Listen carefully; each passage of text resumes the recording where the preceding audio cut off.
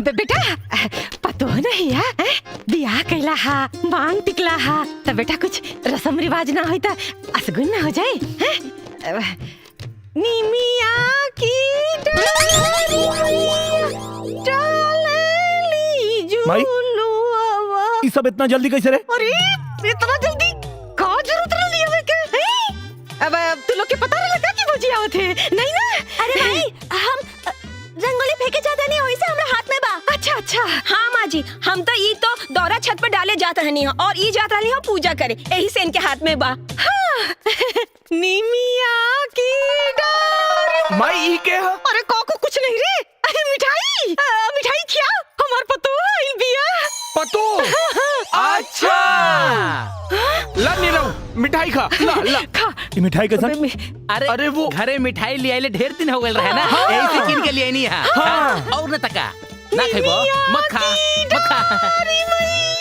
झूली झूलू उतरा बच्ची की झूली अरे आराम से झूली ना धीरे से रखिए मैं गोड़ नंदुआ गाड़ी पकड़ता है बेटा तू उतरा मैया मोरी गावेली गीतिया हो बेटा हो मैं गोड़ डाल के तो चला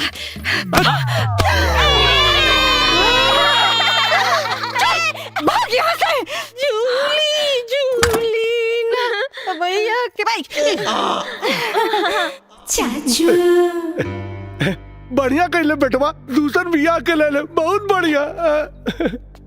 पता नहीं कि इतना मेहरारू कहाँ से मिल जाली हो जहाँ जाला एगो उठा के लिया वाला। निमिया के डार मैया डालेली झूलवा हो की झूलीना मैया मोरी गावेली गीतिया। अरे वाह कितनी महान है रे तू। तेरा दिल तो समुंदर से भी ज्यादा विशाल, तेरे विचार आसमान से भी ज्यादा ऊंचे, त्याग और बलिदान की साक्षात मूर्ति है रे तू, जो ये जानकर इस घर में आ गई कि तुझे घर तो मिलेगा पर संसार नहीं। तुझे पति तो मिलेगा लेकिन पति का प्यार नहीं। तुझे मन का सुख तो मिलेगा लेकिन तन का नहीं। तेरी मांग तो भरेगी लेकिन गोद नहीं। तुझे यहाँ बहू बेटी चाची दीदी मामी काकी बुआ सब कहने वाला मिल जाएगा लेकिन माँ कहने वाला कोई नहीं मिलेगा। ये कहा तारी के बारी? ए बुढ़िया बताओ बताओ बताओ काहे नहीं कि मैं इसकी सौतन हूँ। ना ना हमार बात सुना हम बताओ तानी चला अंदर चला बताओ तानी।